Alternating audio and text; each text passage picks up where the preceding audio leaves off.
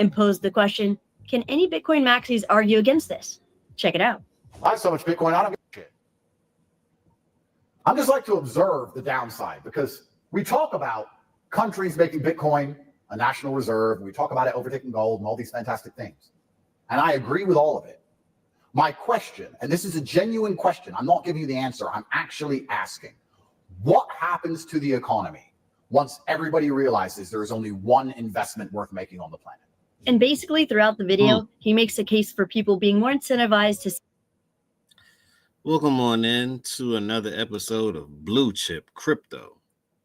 Now we're going to dive deep on what Andrew Tate just said, which is the number one investment that you can make in your lifetime right now that guarantees you yield is Bitcoin. Let's continue. This is an audio reaction video. I'm going to leave the sourcing of this inside of the description. Let's continue.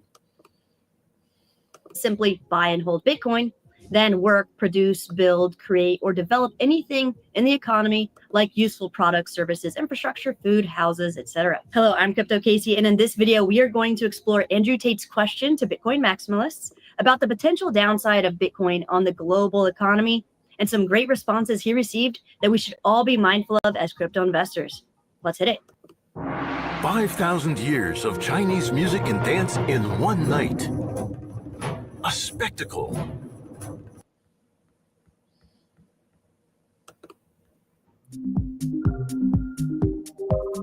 Please be sure to check out our sponsors, GoBabyTrade, Uphold, and Crypto Wallets, Tangent and Ledger. Benefit from the AI robotic revolution that is just beginning by making profit from the volatility of crypto markets without staring at screens all day with GoBabyTrade, an AI-driven robotic crypto trader that trades 24/7 for passive income. Watch a full video review here and join the free weekly webinar to learn more. Store your money and manage crypto with Uphold, a Web3 platform that actually holds our money and crypto. It's connected to 30 underlying exchanges, giving us the best possible prices for crypto with more liquidity. So it's a way better and safer option to buy, sell, and trade our digital assets. And make sure you own and use multiple cold storage hardware wallets. Tangent is super affordable, extremely easy to set up, only takes like 90 seconds, great for beginners. And Ledger Stacks and Flex wallets have extra security layers, and our community gets the best discounts on the market. So scroll down and use the links below to redeem any special offers they have for us. Sweet.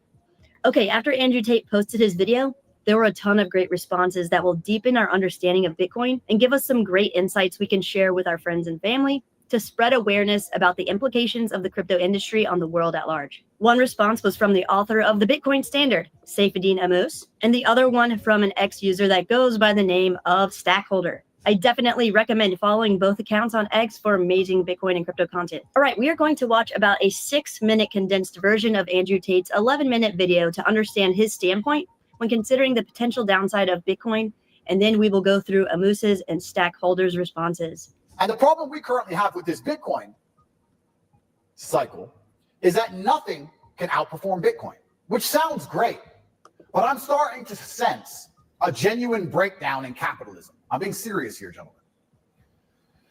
People submit these ideas all the time. I'm making this video because 48 minutes ago, I was sent a business proposal by a very good friend of mine, a man I've done business with many times before. He's German. He's extremely competent. He knows exactly what he's doing. He's a hotelier. He wants me to invest 16 million into a hotel in Switzerland. And I've looked at this whole proposal, and I've sat there and thought, why not just buy Bitcoin? I have to get this hotel. We have to find staff. We need plates, cups. We got to make sure we're not getting ripped off on the steaks. We got to make sure he's not feeding his friends for free. We got to do all the licensing. We got to make sure there's a fire extinguisher in every corner. We got to get the hotel fitted out. We got to advertise it. We got to put people in it. Then if I ever want to sell it, it's going to take years. We got to pay all these taxes. We got to do all this work for what? 10% return, 20% return? I can just buy Bitcoin and then go on a boat and then accidentally lose it, and I'm done. I ain't gonna mess around. I ain't gonna sign your papers. I ain't gonna read German. Guten Tag and Wagen Jugagen. The fucking Bitcoin. Now, Andrew Tate is making a valid point because it is the greatest investment of our lifetime. It's better than you ever buying a house. It's better than you actually going into business and taking on a lot of risk. It's better for you to just have it in your wallet and hold on to it, not financial advice. It's the greatest investment of our lifetime, and I don't know why people can't see the writing on the wall. The capitalistic world as you know it is over. It's literally over with. All you got to do is invest in Bitcoin, not financial advice. You're going to have way more returns than you ever had before. We're talking 60% minimum returns.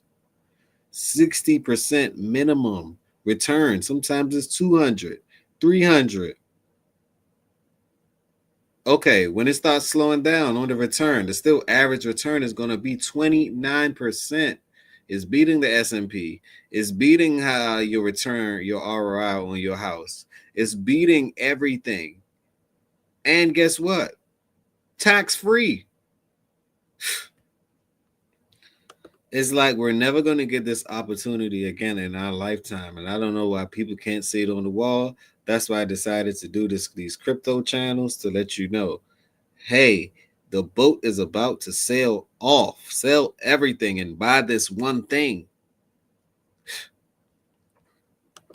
Let's continue. And now I find myself, every time someone offers me a business opportunity, and I have endless commercial property, building warehouses, hotels, another cigar bar, another restaurant, another coffee shop, all these things I own, I'm like, I'll just buy more Bitcoin. But how can capitalism function when everybody realizes this? Where's the investment? Who's going to build anything? I don't even want cheap real estate anymore.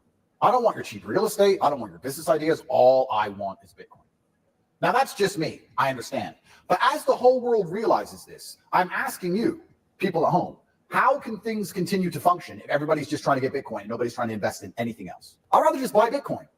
And I think everyone's basically thinking the same now. Yes. The world's smartest people, besides Elon, who's doing real stuff, aren't doing real things. They're hiding behind cartoon avatars and getting little magic internet coins on blockchains. And nobody's building anything. Nobody's investing anything. Nobody with capital is interested in doing anything else. I don't know the conclusion of this. However, I identify from a personal perspective that to a degree, capitalism must be broken. I don't know how this is going to play out. As Bitcoin continues to outperform everything forever, everyone scrambles for Bitcoin. Bitcoin owners get monumentally wealthy. That's fine. Most Bitcoin owners never want to sell it because it's deflationary. The only thing worse for an economy than inflation is deflation.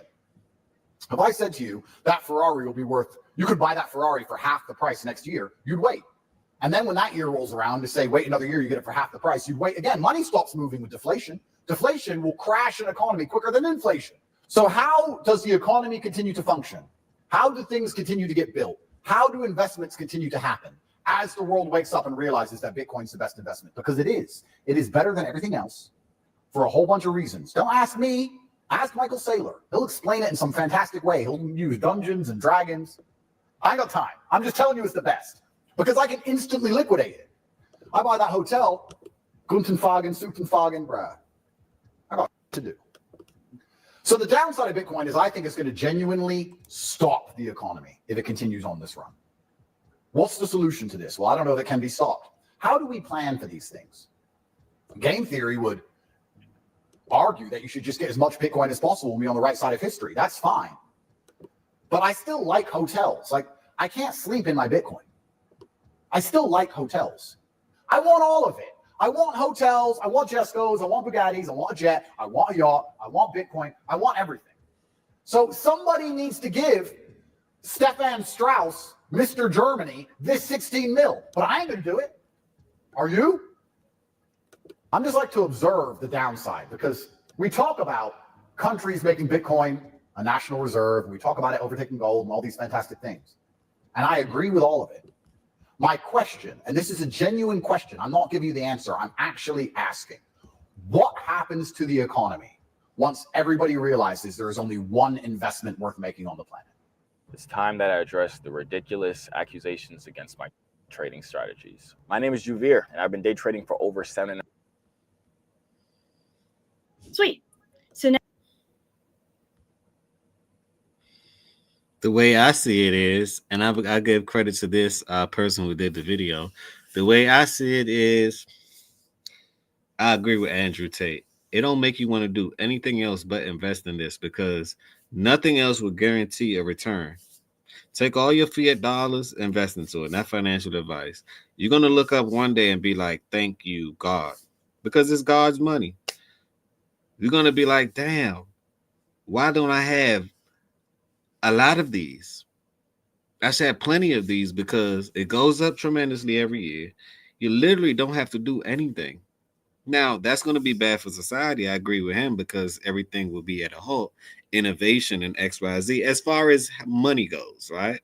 But you still need to be entertained with these things, but spending $16 million on something that you can spend $16 million on Bitcoin and guaranteed a higher return as a businessman from a business perspective, he's 10 times correct. Why would you take the risk? Why? When you can take another risk that damn near guarantees zeal, and then you're going to have the Federal Reserve actually back it. I think in 10 years, fiat is over with. I'm not saying that it's over with, but the value of the dollar is going to be so low that people are going to have no choice but to use technology. You're using it every day anyway. You're literally using it every day without you liking it, without you knowing it.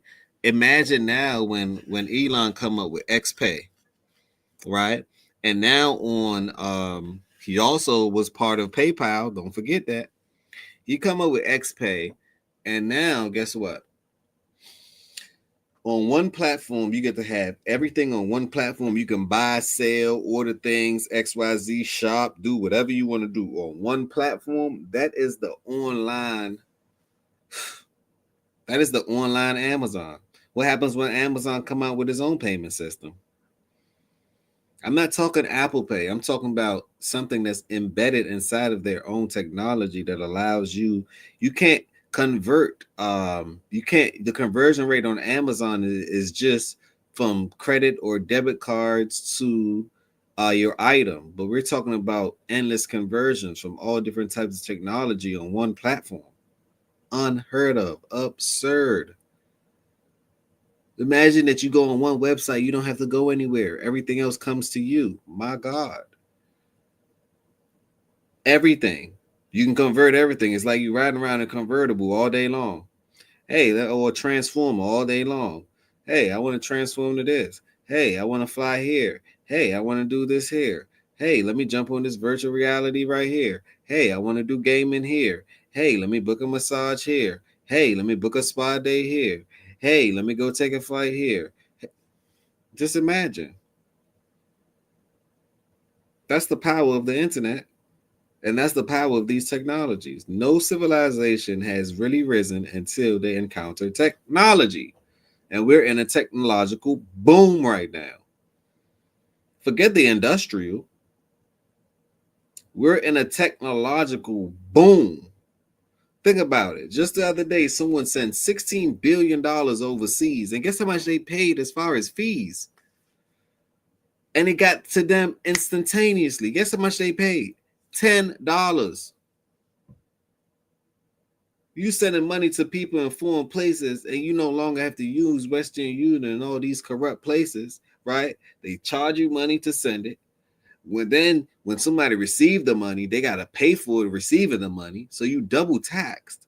Well, you could just say, look, little Western Union, just give me your emails and I'll load it up. Peer to peer, directly, no middleman. Uncle Samuel, you're done. You're literally done. The middleman is over with. No one can. I don't know why most people can't see the writing on the wall. I can send you millions of dollars at one time for not even a fee. When you go to traditional bank like the Swiss banks or any other or the Swift, right? That's what most people send bank. What they say, 3 to 5 business days. Why are they taking so long to send your money? Who has the time for that anymore? You might not have been guaranteed to live 3 to 5 days. So you sending something that you might die the next day. You can't even see the transaction. God damn. You got to see the transaction in your afterlife. Does that make sense? I'm saying it to say that's the thing of the past. People don't know. You can send boatloads of money to somebody email, boatloads of money to somebody phone, boatloads of money to somebody exchange. All they have to do is have a brokerage account and or an account that they can log into. You can directly send it to them directly in a fraction of a second for a fraction of a fee. I like studying money because that's what everybody get up for. That's why it makes the world so exciting and so this and so this. I'm telling y'all that the capitalistic code has been broken. It is over. It game over. I figured it out. It's over. For every fiat dollar that you get, if you're not buying this thing on the weekly, you just want to get taxed, huh? You don't get it yet now, do you? Ain't you tired of living the same repeated life? You should own jets, Bugattis, and everything else. Why not? You should have everything in abundance. Didn't they say in the Bible you're supposed to live in abundance? Nothing less, nothing else. So this is the technology that allows you to actually get it. I invest in it every week. It's like I can't stop. I won't stop investing in it. Because I see, once I see something at the end of the tunnel, it's light at the end of this tunnel. So much of it, god damn, it's going to blind you. So you just got to sit back and sit back and say, you know what? Money is kind of changing a bit. Am I going to be on the right side of history or I'm going to be on the wrong side of history? And you wonder why things go up. At a point, I don't care if things go up. It's going to be that to a point. Keep going up because I have something else that's going up faster than your rate, your inflation rate. Your little 9%, your little 10%, your little money debasing, your 72 rule that state that every 10 years, right, half of your value and your asset decreased by 50%. So in 20 years, you're back to square one. You're not going to get me, people. You're not. On that note, smash that like button. Tell a friend and tell a friend. This is Blue Chip Crypto. Buckle up. It's time to take off. We're headed to the moon, to another galaxy, to another universe, to the other stars. Shoot for the stars.